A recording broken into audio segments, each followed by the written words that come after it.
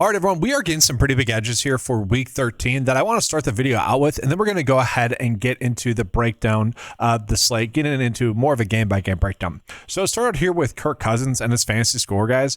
At 11.5, this line is simply too low. One, he gets a decent matchup here against the New York Jets, who defensively have obviously gotten much worse after they've made some of the trades that they have. Okay, now Kirk Cousins is going to be without Drake London, which we don't love.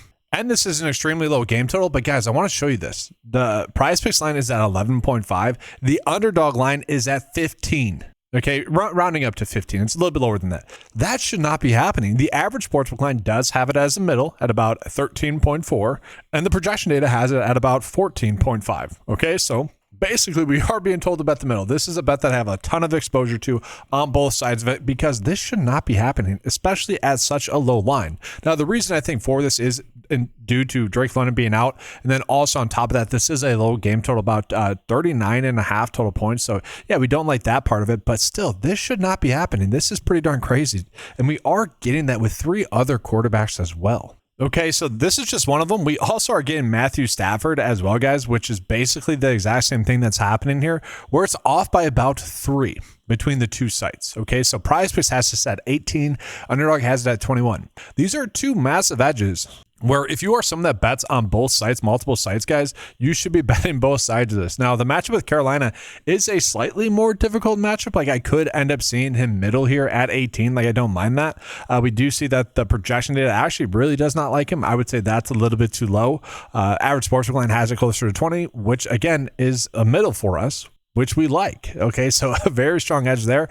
And then on the flip side of this game, guys, we're looking at Bryce Young as well. Now, where with Kirk Cousins and Matthew Stafford, I would rather bet the overs, okay, rather than underdog if I had to choose. I think I'd rather bet the under here for Bryce Young. Okay, so this one is not as much, but it still is enough. 12.5 for his fantasy score on PrizePicks. Okay, average sportsbook line 14.2. So we don't like that. That's a little bit higher, basically right in line with Underdog's line. And then the projection data about 13.6.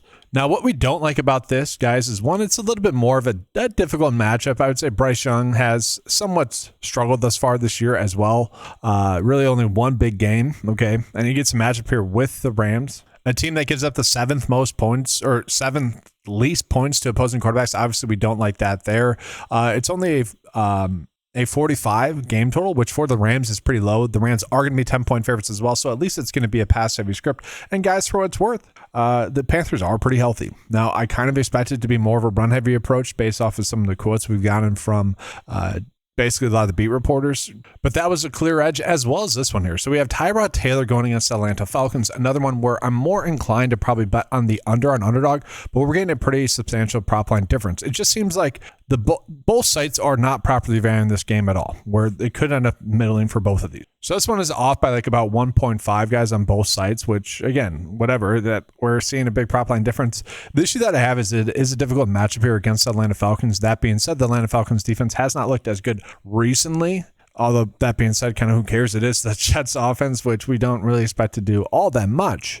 Again, I think I'm more in line to bet the under 15 there on Underdog. And even in this game here recently against Baltimore, where he was able to get the over of this PrizePicks line, he still got the under there. And we see the game against Buffalo as well, still would have got the under. So that's where I'm more inclined to bet on the under there, especially given the tough matchup against Atlanta. So really, this could simply be the bet of the day. Now, I would say, again, I'm more likely to want to bet on the unders here for both Bryce Young and Tyrod Taylor on Underdog. And then I really like the overs a little bit more so here for the PrizePicks line for Matthew Stafford and Kirk Cousins. That being said, I do have exposure to all these bets on Underdog as well, because these line differences, once again, should not be occurring. So now, guys, let's go ahead and jump back into one of those games here. We'll start out with the Rams versus the Panthers. Okay, so we are going to do more of a game-by-game breakdown. And one of the better bets that we are getting is going to be Davis Allen to get under 3.5 for his fantasy score. Okay, Davis Allen ended up getting 49% of the snaps last week, guys, 39% route share. Did end up getting the over. He had 3 catches for 29 yards on 4 receptions, which was pretty darn shocking in that game. Now, it was a game against Tampa, who just really struggled in general. Now, you could argue that the Panthers aren't the best defensively, especially against like opposing tight ends. They rank 24th in the league, and maybe Davis Allen gets going, but I just kind of expect it to be more of Colby Parkinson. To me, that was more of an outlier as well. We still saw Puka Nacua and Devontae Adams get involved, but we only saw Kyron Williams get 12 carries and Blake Corum get 7. I would kind of expect that number to be a little bit higher. That being said, it's not perfect, I will say that, but overall, whatever, it's kind of fine. We are getting Devontae Adams with a clear prop line difference between the two sites here, guys. For him to get over 53.5 for his fantasy score, this does end up seeming like a pretty solid bet for us to bet on the over on PrizePicks, especially if you guys are someone that maybe isn't able to bet on fantasy score bets or maybe is too stubborn to bet on them. This would end up being a much better spot for you there as well. So definitely more of a better traditional sportsbook bet. We do see is projected for about 64 receiving yards. Average sportsbook line has it closer to 56.5. So a clear edge for us there in that game. From there, I don't necessarily see that many great bets, although I will say the Colby Parkinson bet is a little bit appealing here for him to get over 2.5. Like if you're looking for an over bet here in this game, him to get over 2.5 receptions, not terrible. Again, the Panthers, they do have a little bit of a weakness at the tight end position. Give up a lot of receiving yards and a decent amount of receptions, 65 on the season.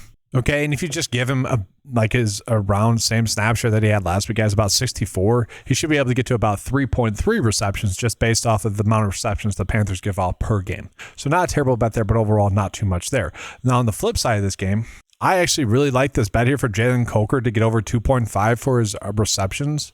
And this is mostly just due to them being like 7-point favorites or 7-point dogs in this game, guys, the Carolina Panthers. His snaps have been up recently, which we like, guys. Last week, in week 12, getting 82% of the snaps, which obviously we like that. He ended up getting 4 targets in that game, which he has gotten now in 3 straight games. 4 targets in the last 3 games. Was able to get 3 receptions, 4 receptions, and 3 receptions over those last few games. And that's important because the snaps have been up since there. This is one of my favorite kind of traditional sportsbook bets. I feel pretty comfortable against that bet. If that one misses, I'll kind of just shrug my shoulders and say, shucks, because I do feel like it's just the correct move given the nature of that game. Now, you might say, well, it is not an ideal match, but also it's not a terrible matchup going against the Rams. Like they can be beat in the air. They do give up the 8th most receptions to opposing receivers. So not a terrible spot to attack. So I do think we are getting some decent edges there for the Carolina Panthers. So now let's go ahead and jump on into the Cleveland Browns versus the San Francisco 49ers. So this is kind of an ugly game, guys. The game total is 35.5 total points, with the Niners being 5-point favorites. Now we pull up all the Cleveland Brown bets that we are getting, and I kind of agree with them in the sense that due to this very low game total, we probably want to be targeting these unders. Jerry Jeudy, we all saw the play that he made last week. It was a pretty ugly play for him. He only had 1 catch on the week, and it was on 3 targets, and ended up having a weird fumble on that. But he did end up with 61 air yards and had a 90% route share. Now, if Shedeur Sanders is going to continue to somewhat struggle throwing the football, then I think the consistency will not be there for the offense, for the pass catcher specifically. And so, yeah, I would be more inclined to get on their unders, especially, again, in this low game total.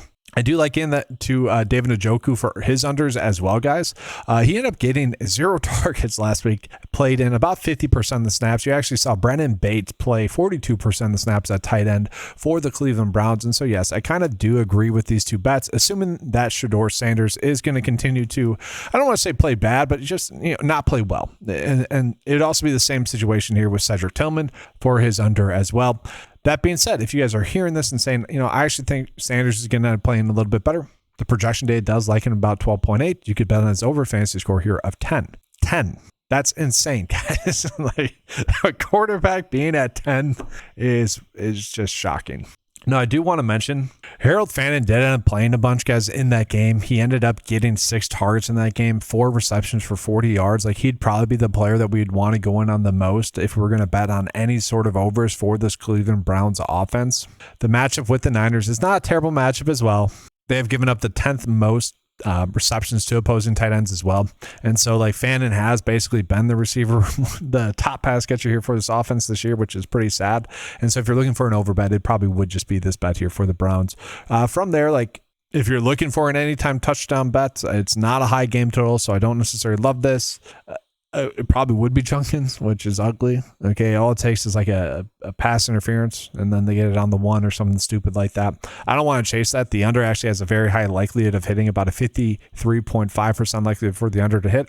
So we really don't want to target that one, but I could see it happening. But again, it's a low game total. We probably don't need to target that one. So we jump into the Niners, guys. I will say I don't feel the need to bet on George Kittle or Jawan Jennings for under their fantasy scores. The one I like the most is probably going to be CMC to get over 4.5 receptions. This one has about a 52.3% likelihood to hit. He gets a matchup here with the Carolina Panthers, a team that gives up the 5th most receptions to opposing running backs, and we get CMC, who has obviously been targeted a bunch in the passing game.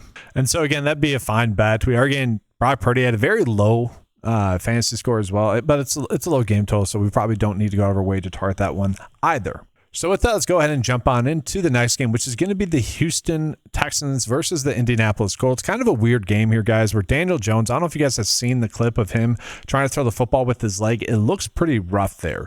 Looking at the game total, though, we are seeing it's still a 44 game total there, with the Colts being 3-point favorites. Now, I do think we probably are going to see Daniel Jones struggle in this game for 2 reasons. One, it's a very difficult matchup going against the Houston Texans. And 2, well, he does seem a little bit banged up. And so I'm seeing all the lines here. I would probably want to bet on his under 225.5 pass yards. Okay, it's about a 50-50 split. It's just tough to imagine him going out and like crushing this, or even his under 16 for his fantasy score. That's another bet that I end up liking. Again, it's just tough to see him really playing well. You could even bet on his under rush yards. Like, dang, if his leg is that messed up as it looked, I just don't see it happening, right? And so what you could also do then on the flip side of that would be betting on unders of like Alec Pierce, Michael Pittman Jr., all that stuff there as well. But to me, this does read then as like a Jonathan Taylor type of game. I expect Jonathan Taylor to get fed a lot in this game, whether it be short passes, whether it be rush attempts. He should get fed a bunch. And I know that the Houston Texans DST has been pretty darn solid stopping opposing running backs. The defense has been very good just in general. It is Jonathan Taylor, and obviously Jonathan Taylor is a pretty darn good running back. They are about middle of the road in regards to giving up production to opposing running backs in the receiving game, so maybe that ends up being a way in which we can attack. Last week, guys, he did end up gaining a 65% route share, 3 targets in that game. But I think maybe we just look at his over rush yards, 85.5. Like, he should just be fed a bunch, assuming that Daniel Jones is banged up. Let me go ahead and jump on into Houston, guys. Houston, not much here that I like, really. I just think the lines that we were getting are basically correct. Now, Woody Marks has been playing a bunch, guys, over 70% of the snaps now in 2 straight games, and I kind of expect him to end up having a decent game here as well. He should continue to get that workload. And so a bet that I could actually see kind of hitting pretty easily would be him to get over 14.5 rush attempts. Again, kind of assuming that this game is going to end up being a little bit sloppy here. It should be more of a Woody Marks game. And obviously here on PrizePicks, they already adjusted it somewhat for that, but 14.5 as the standard line, I think that ends up being a pretty good spot for us. Then we jump on into the Dolphins here versus the Saints. This is a 5-point spread in favor of the Dolphins winning. It's 41.5 game total. I actually really like that dig into Tyler Shaw for over his passing yards of about 215.5. Now, that being said, both sites for PrizePicks and Underdog are a little bit too high. I would end up shopping around because the average sportsbook line has it at 212.5. Obviously, that's much more appealing if you're going to be betting on his overs. And so, okay, right now, PrizePicks has it at 211. Okay, I would definitely be more inclined to bet the over here. So over the last 2 games, guys, he hasn't necessarily had great matchups, against Atlanta and Carolina, but he's passed well, 282 and 243, like pretty darn solid stuff. And then on top of that, guys, the Saints are going to be without Alvin Kamara. And so with Alvin Kamara sitting, I do think it's going to be tough for them to rush the football, even against Miami, which is typically a good matchup for opposing running backs.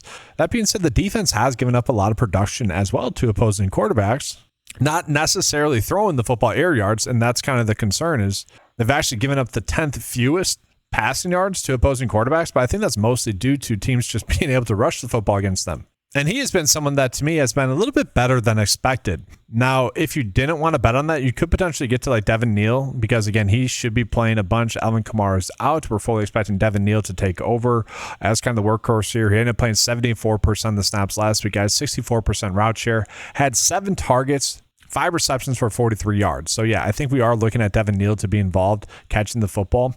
So whether it's you want to bet on his over like 2.5 receptions, I think it'd be fine with that. And then on top of that, guys, Devon Valet to get like over 2.5 receptions is another bet that I like as well. So he is someone that is clearly like the receiver number 2 now for this offense. He actually ended up playing the most snaps, guys. Had 88% snaps, 90% route share, 7 targets, 3 receptions for 37 yards. And so I do think he's going to be someone that does end up having a pretty solid game. He's just getting a bunch of snaps now, and we finally saw the production be there for him. Now, remember, he was someone that did have a good rookie year last year for the Broncos. He is someone that they also traded for.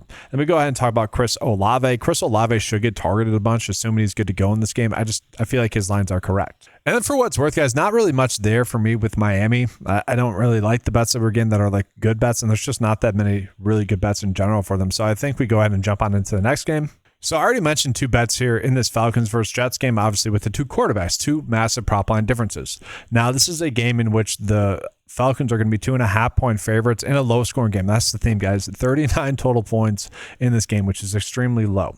We do know that Drake London's going to be out for the Falcons, which means we're going to have a very interesting receiving core. We have Darnell Mooney, John Mechie, A.D. Mitchell, Sills. Just a pretty ugly receiving core, really, for both teams. Now, the issue that I have with like any of the Jets overs is really just the matchup here with the Falcons. It's not really a matchup that I want to be targeting. That being said, I do think the lines for John Mechie are still too low. I mentioned last week, guys, that his lines that we were getting were laughable. Like, the amount of snaps that he was expected to play due to the amount of snaps that he played the week prior were just... It just made for an easy bet with him. And last week, guys, he still ended up playing a bunch of snaps. 88% snaps, 90% route share, like very appealing. 7 targets, 6 receptions, 65 receiving yards. Like his lines are too low. Like just in general, just too low. If you want to get to his over receiving yards still, you can. It's just less of a, I don't like using verbiage like free square, but it's less of a clear and obvious bet that we should be getting to. And I would say the same thing here for A.D. Mitchell as well. Like his lines are seemingly correct here as well. But if he's going to be playing 88% of the snaps, 84% route share, like that's also going to be pretty darn appealing to us as well. And then worth calling out, guys, Mason Taylor as well, played 88% of the snaps, had 5 targets for 3 receptions and 21 receiving yards. Again, not necessarily the bet that we need to get to. And then on the flip side of that, guys, let's talk about Darnell Mooney. I'm much more inclined to get to some of his overs. But I do kind of worry still about the consistency from Kirk Cousins, okay?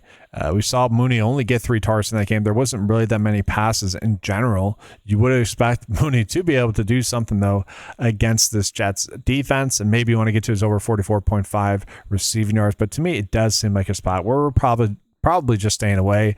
And then Kyle Pitts is someone we need to talk about as well. He ended up getting 95% of the snaps, guys. Ended up getting 5 targets. Again, they didn't really throw the football all too much. You could potentially get to his over receiving yards. You could potentially get to his over 4.5 receptions. Again, I feel like the lines that we're getting on those 2 players specifically are just seemingly correct. And then same thing here for David Sills, who is going to be the receiver number 2.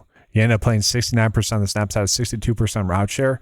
He's someone you could look at, but I think if you're just betting on a passing prop in this game, you're just betting on Kirk Cousins over fantasy score. And then guys, let's go ahead and jump now into the Cardinals versus the Tampa Bay Buccaneers. So kind of an interesting game here with, well, Marvin Harrison Jr. still being questionable. The Arizona Cardinals running backs are kind of weird. Bam Knight's expected to start, but they're still pretty banged up. So we're also going to see Michael Carter get a decent amount of work there for them. We'll touch on that. And then Baker Mayfield is currently questionable.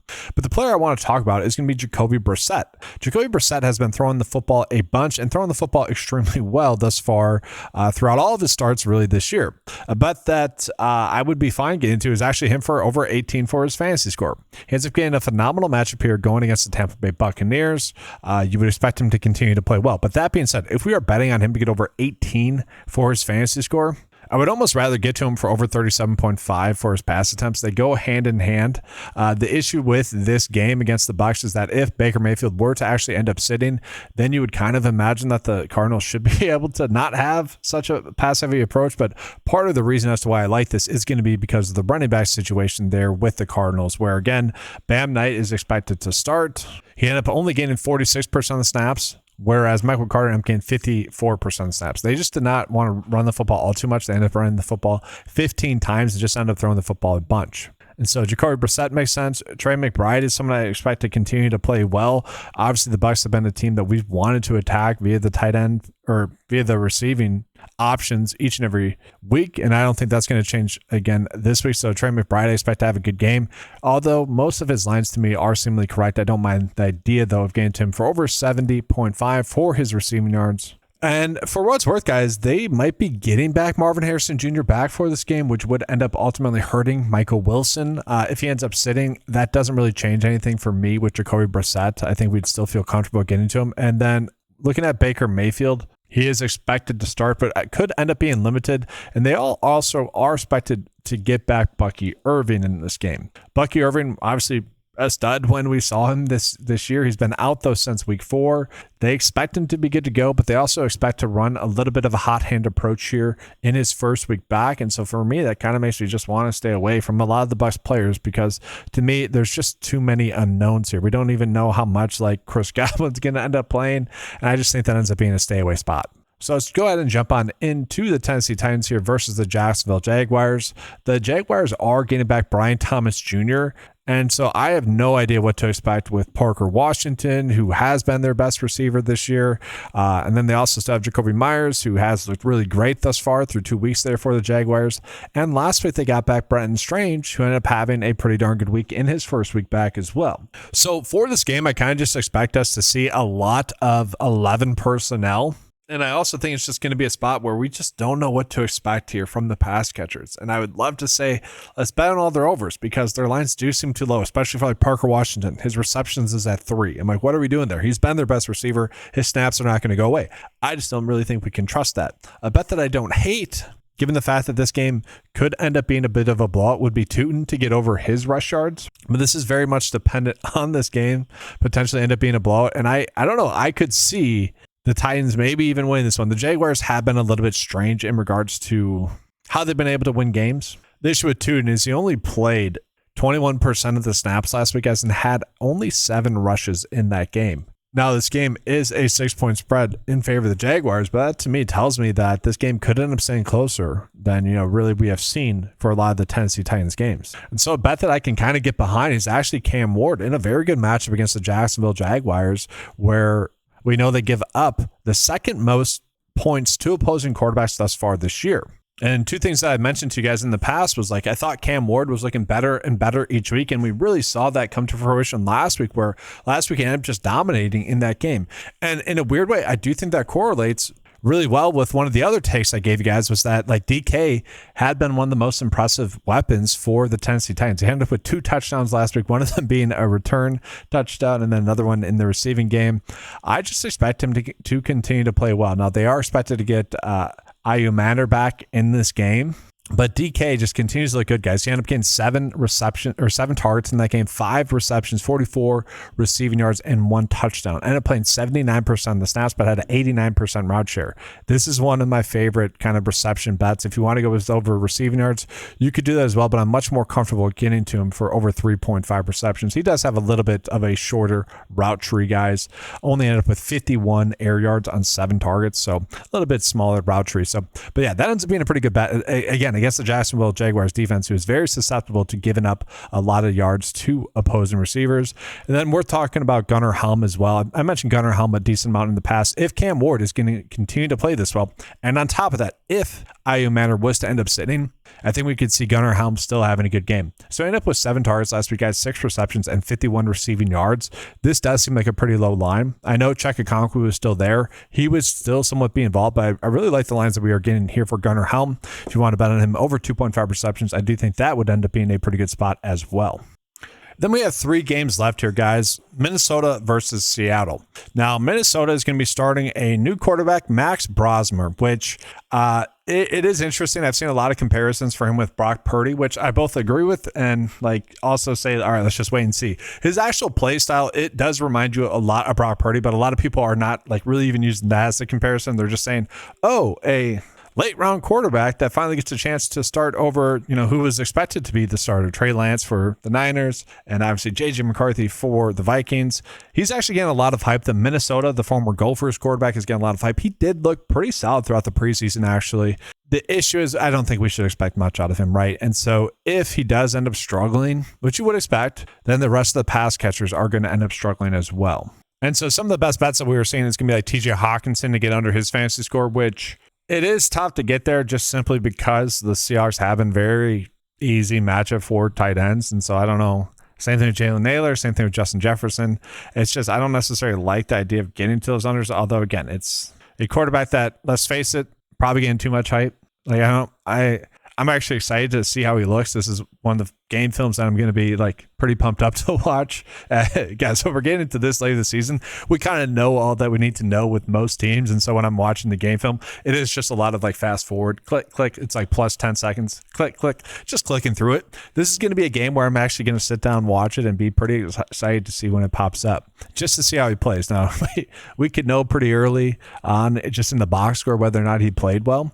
But it is something that it's a little bit exciting to see what he can offer, again, given how he looked in the preseason. I don't want to bet on any of his overs, just that being said. But, I mean, it is a pretty low line for the Seahawks, a game where the Seahawks should be winning, right?